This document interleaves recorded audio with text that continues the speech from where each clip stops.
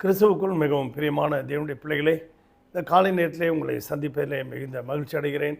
கர்த்தர் ஒவ்வொரு நாளும் நம்மை போஷித்து பாதுகாத்து பராமரித்து வருகிறதை நினைத்து கர்த்தரை சோத்திருக்கிறேன்.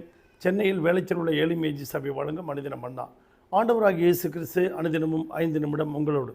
இந்த நாளிலும் தியானத்துக்கு எடுத்துக்கொண்ட வேத வசனம் யோவான் எழுதின சுவிசேஷம் 6ஆம் அதிகாரம் 68வது வசனம். சீமோன் பேதுரு அவர்களுக்கு பிரதியுத்தரமாக, ஆண்டவரே, யாரிடத்திலே போவோம்? நித்திய ஜீவ வசனங்கள் உம்மிடத்தில் உண்டே. ஆண்டவராகிய இயேசு கிறிஸ்துவிடத்தில் நிறைய சீசர்கள் இருந்தார்கள். முதலாவது 70 சீசர்கள் அவரோடு கூட இருந்தார்கள். அவருடைய உபதேசங்கள் அவர்களுக்கு கடினமாக இருந்தது. ஆதலால் அப்பொழுது அது முதல் அவருடைய சீசர்கள் அநேகர் அவருடனே கூட நடவாமல் பின்வாங்கி போனார்கள் என்று 66வது வசனத்தில் சொல்லுகிறது.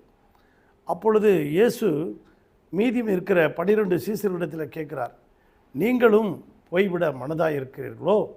என்னை விட்டு நீங்களும் போய்விட மனதாக இருக்கீங்களான்னு கேட்டதுக்கு, நாங்கள் யாரிடத்திலே போவோம் ஆண்டவரே? உம்மிடத்தில் நித்திய ஜீவ வசனங்கள் உண்டே என்று சொல்லி பேதுரு சொல்லுகிறான். ஆம், இந்த நாளிலே நமக்கு சோதனைகள் வரும்போது தான் நம்மை சுற்றிலும் இருக்கிற மக்கள் உண்மையாய் நம்மோடு நிலைத்திருப்பார்களா என்பது தெரியும். அப்படியாக ஒரு குடும்பம் இருந்தது. அந்த குடும்பத்தில் பார்த்திங்கன்னா கணவன், மனைவி, ஒரு மகன். நன்றாக போயிருந்த குடும்பம். கணவனுக்கு திடீர்னு உடல்நிலை குறைவு ஏற்பட்டு போய்விட்டது. அவரை பரிசோதித்த டாக்டர் சொல்லிவிட்டார், ஐயா, நீங்கள் இன்னும் கொஞ்ச நாளில் மரித்து போயிடுவீங்க. அதனால் உங்கள் மனைவியை உங்கள் பிள்ளையும் பராமரிக்கிறதுக்கு யாராவது ஏற்பாடு பண்ணுங்க அப்படின்னு சொன்னார். இவர் மனக்கலக்கத்தோடு குழப்பத்தோடு இருந்தார். அப்பொழுது திடீரென்று அவருடைய நண்பர், ஒரு ஆசிரியர் ஒருவர் வீட்டுக்கு வந்தார். ஐயா, டாக்டர் இது மாதிரி சொல்லிட்டாரு, நான் என்ன செய்யறது அப்படின்னாரு. வேறு ஒன்றும் இல்லையா, நீங்கள் நிறைய பேருக்கு நீங்கள் உதவி செஞ்சுருக்கீங்க. நீங்கள் உங்களோட சில நண்பர்களாக இருந்திருக்காங்க. அவங்க வீட்டுக்கெல்லாம் போகும்போது நிறைய நீங்கள் தின்பண்டங்களும் மற்ற எல்லா பொருள்களெல்லாம் வாங்கி கொண்டு போயிட்டுருப்பீங்க.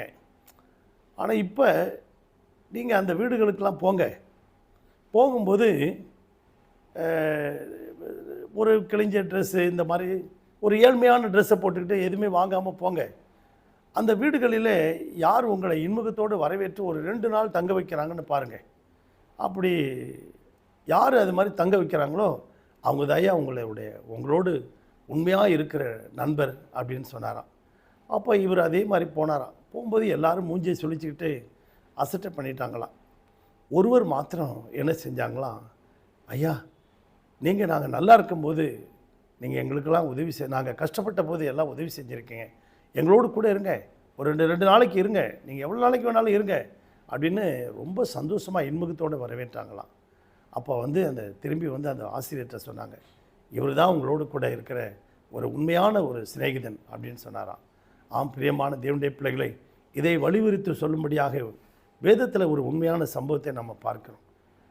யாத்திராகமத்தின் புத்தகம் 32ஆம் அதிகாரத்தில் பார்க்கும்போது, மோசே மலையிலேருந்து இறங்கி வருவதற்கு தாமதித்த போது அந்த ஜனங்கள் எல்லாரும் அவசரப்பட்டு ஆரோடத்தில் மோசேக்கு என்ன சம்பவித்ததோ தெரியல, ஆதலால் எங்களை வழிநடத்தி செல்லும் ஒரு தெய்வத்தை உண்டாக்குங்கன்னு சொன்ன பொழுது, அப்பொழுது ஆரோன் எல்லாருடைய கழுத்தில், கையில், மூக்கில், காலில் இருக்க எல்லாத்திலையும் உங்கள் அணிகலன்களை கொண்டுடுவாங்கன்னு சொல்லி அவன் நெருப்பில் போட்டபோது அது ஒரு கன்றுக்குட்டியாக வந்தது.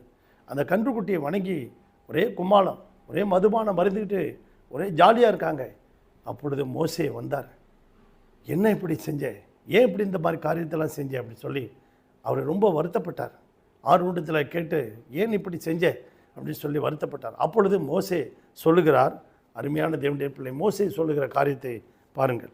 பாளையத்தின் வாசலில் நின்று கர்த்தருடைய பட்சத்தில் இருக்கிறவன் யார்? அவர்கள் என்னிடத்தில் சேரக்கடவர்கள் என்றார். அப்பொழுது லேவியின் புத்திரர் எல்லாரும் அவரிடத்தில் வந்தார்கள். அந்த 12 கோத்திரத்தில் லேவி கோத்திரம் மாத்திரம் கர்த்தரின் பட்சத்தில் நின்றார்கள்.